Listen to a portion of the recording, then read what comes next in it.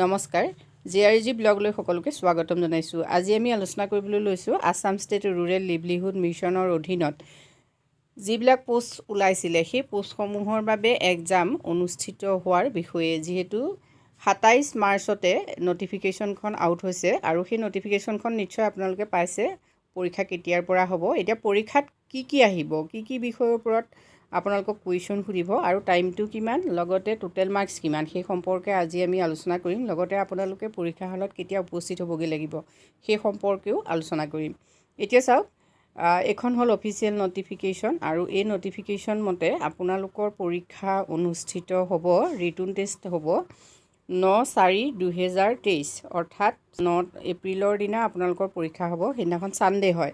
Session morning and afternoon হ'ব। এতিয়া মৰ্ণিঙত কাৰ হ'ব আপোনালোকে চাওক। Examination for position of direct functional expert livelihoods and marketing, যিটোৰ পোষ্ট কোড আছিলে 508। District functional expert financial inclusion, যিটোৰ পোষ্ট কোড আছিলে 509। আৰু district functional expert non farm livelihoods, সেইটো হ'ব 510 কোড আছিলে। আৰু district functional expert social mobilisation institution building and capacity building, এইটোৰ পোষ্ট কোড আছিলে 511। আৰু ব্লক প্ৰজেক্ট মেনেজাৰৰ পোষ্ট কোড আছিলে 512। এইকেইটা পোষ্টৰ বাবে পৰীক্ষা অনুষ্ঠিত হ'ব মৰ্ণিঙত। আৰু নেক্সট আফটাৰনুনত হ'ব state project manager PIA coordination and development, year post code আছিলে 519। আৰু state project manager coordination with state skill mission and other state skill initiatives, year post code আছিলে 520। এইকেইটা পোষ্টৰ বাবে আপোনালোকে যিসকলে এপ্লাই কৰিছে সেইসকলৰ পৰীক্ষা আফটাৰনুনত হ'ব।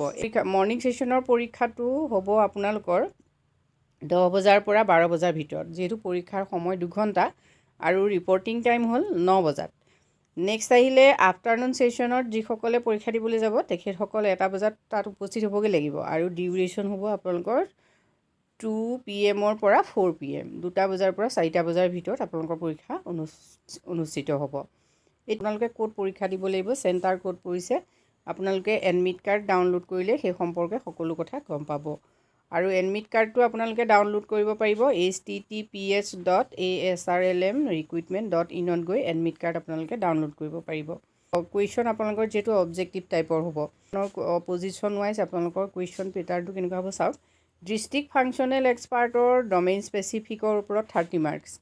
ডমেইন স্পেচিফিক মানে হ'ল, যিহেতু এইখিনি ASRLMৰ হয়, গতিকে ASRLMৰ যিবিলাক ডমেইন মানে ASRLMৰ মূল যিবিলাক বিষয়বস্তু, সেই বিষয়বস্তুৰ ওপৰত আপোনালোকৰ 30 মাৰ্কছ আহিব। জেনেৰেল নলেজ 25 মাৰ্কছ থাকিব। আৰু লজিকেল ৰিজনিং এণ্ড কোৱান্টিটেটিভ এপ্টিটিউডত আপোনালোকৰ 25 থাকিব। আৰু ইংলিছত থাকিব 20। All total 100 marks. Duration 2 hours.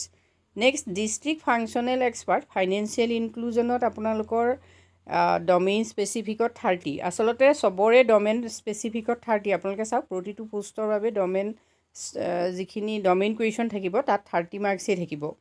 আৰু লগতে নলেজতো আপোনালোকৰ 25 মাৰ্কছ থাকিব। Next quantitative aptitude and logical ৰিজনিঙতো 25। আৰু ইংলিছ কমিউনিকেশ্যনত সকলোৰে মাৰ্কছ একেই। আচলতে গোটেই আপোনালোকৰ যিখন চিলেবাছখন সকলোৰে বাবে একেই হয়। কুৱেশ্যন পেটাৰ্ণটো অকণমান নিশ্চয় চেঞ্জ হ'ব, সকলোৰে বাবে কুৱেশ্যনখিনি একে ধৰণৰ নাহিব, কিন্তু ডমেইন স্পেচিফিক কুৱেশ্যনখিনি আপোনালোকে এই ASRLMৰ ওপৰতে চাব লাগিব। গতিকে যিসকলে এই পৰীক্ষাৰ বাবে প্ৰস্তুতি চলাই আছে সকলোৰে বাবে শুভেচ্ছা জনাইছোঁ। আৰু এই ASRLMৰ ডমেইন সম্পৰ্কত আপোনালোকে সম্পূৰ্ণ তথ্য জানিবলৈ হ'লে মোৰ চেনেলৰ HSG যিটো প্লে'লিষ্ট আছে সেই প্লে'লিষ্টটো আপোনালোকে কণ্টিনিউৱাছলি চাওক। নিশ্চয় আপোনালোকে সকলো প্ৰশ্নৰ উত্তৰ সহজে দিব পাৰিব। আজি ভিডিঅ'টোত আমি আপোনালোকৰ বাবে এইখিনি কথা আলোচনা কৰিছোঁ। সকলোলৈকে পুনৰবাৰ শুভেচ্ছা জনাই ধন্যবাদ।